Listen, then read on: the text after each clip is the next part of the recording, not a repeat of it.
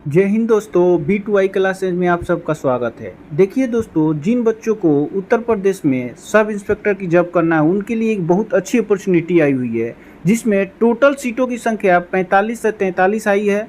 जिसमें एएसआई का टोटल दरोगा की वैकेंसी 42 से 42 है, प्लाटून कमांडर की 42 से 42 है दरोगा की वैकेंसी। प्लाटून कमांडर आता है पीएससी में, उनके लिए 135 सीट है।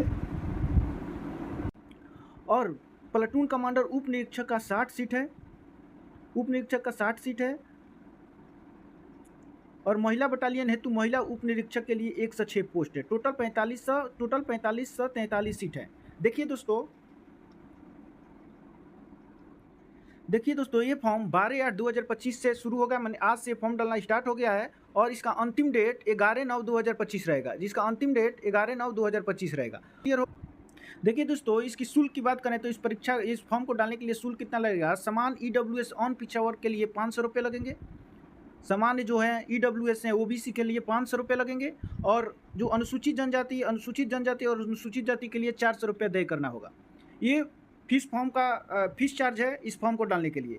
देखिए दोस्तों, इस फॉर्म को डालने के लिए आपको शैक्षिक अर्हता क्या है, एजुकेशनल क्वालिफिकेशन का क्या महत्व है। देखिए, अगर भारत का अगर किसी भी यूनिवर्सिटी से आप ग्रेजुएशन कर रखे हैं तो ये फॉर्म डाल सकते हैं। देखिए, आगे जो अधिनामी अर्हताएं हैं वो अंक के लिए मानदेय नहीं है। अगर आगे आप ओ लेवल सर्टिफिकेट लगाते हैं, एनसीसी का सर्टिफिकेट लगाते हैं, प्रादेशिक सेना में न्यूनतम 2 साल की अवधि की सर्टिफिकेट लगाते हैं, तो अगर सामान्य नंबर आएगा, जैसे मैं एनसीसी किया हूँ और मेरा नंबर भी 36 आ रहा है, चाहे 67 आ रहा है, और दूसरे लड़के का जो एनसीसी नहीं किया उसका भी अंक 67 आ रहा है, तो चयन में वरीयता आपको दिया जाएगा। जो एनसीसी और ये ओ लेवल के सर्टिफिकेट जो कर रखे हैं इनको वरीयता पहले मिलेगा, उनकी नंबर समान होने पर इनको वरीयता मिलेगा। देखिए दोस्तों, आयु की बात करते हैं, एज की बात करते हैं, तो समान श्रेणी के लिए 3 वर्ष की छूट दे रखा है। अनुसूचित जाति की श्रेणी के अभ्यर्थियों के लिए अधिकतम आयु हेतु 5 वर्ष की छूट है। 5 वर्ष प्लस 3 वर्ष और मिलेगा।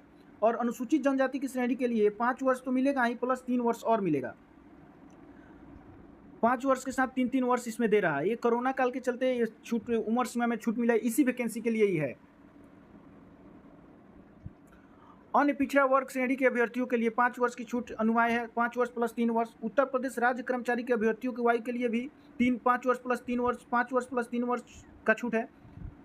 ऐसे ही 5 प्लस 3 वर्ष का छूट मिला है। जैसे तो ओबीसी को 3 वर्ष मिलता था ही, फिर उसमें 5 वर्ष का छूट दिया है, प्लस 3 वर्ष का छूट दिया है। तो एज आप देख लीजिए, आप ये फॉर्म डालने योग्य हैं, आप डाल सकते हैं इस फॉर्म को। जाकर आज से ही फॉर्म डालना स्टार्ट है, तो जाकर इसके साइट पे जाके ये फॉर्म को आप डालें। देखिए, इस उत्तर प्रदेश एसआई की भर्ती की प्रक्रिया में सबसे पहले लिखित एग्जाम लिया जाएगा। लिखित एग्जाम में सिलेबस रहेगा, सेक्शन 1 में समान हिंदी रहेगा जो 40 नंबर का रहेगा।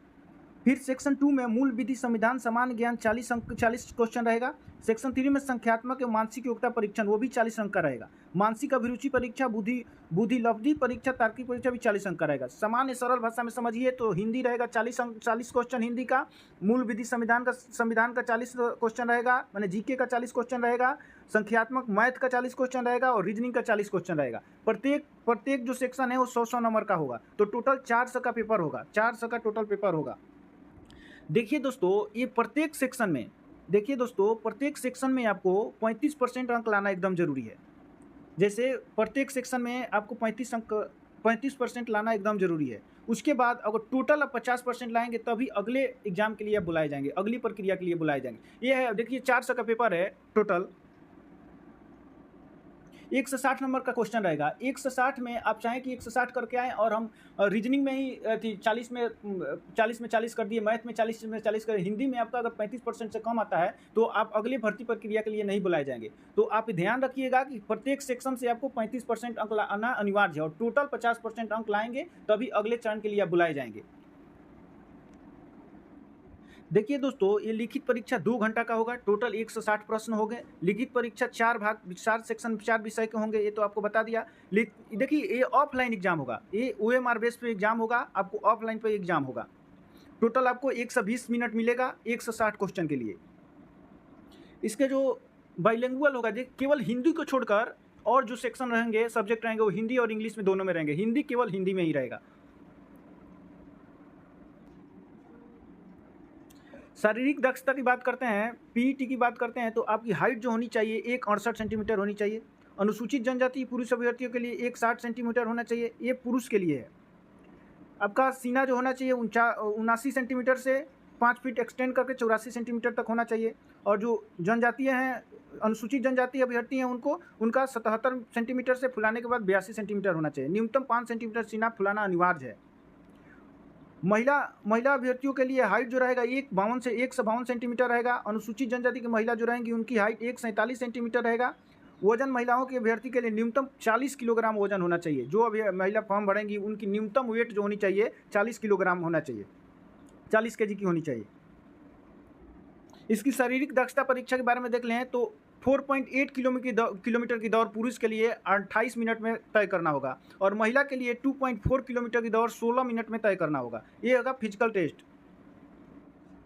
आशा करता हूँ पूरी जानकारी आपको समझ में आ गया होगा। अगर आप उत्तर प्रदेश में दरोगा बनना चाहते हैं तो ये जाके फॉर्म डालें। आज से फॉर्म डालना स्टार्ट हो गया है और ये फॉर्म जाके आप भरें और अपना सपना साकार करें। अगर वीडियो अच्छी लगी हो तो इसको लाइक करिए और जो बस व्यक्ति इस बारे में जानना चाहते हैं उनके पास ये वीडियो को शेयर करें। थैंक यू फॉर वॉचिंग दोस्तों। Bye bye, take care. अगर चैनल को सब्सक्राइब नहीं किए हैं तो कर लीजिए। ये हर एग्जाम का अपडेट सिलेबस के साथ इस चैनल पर आपको दिया जाता है।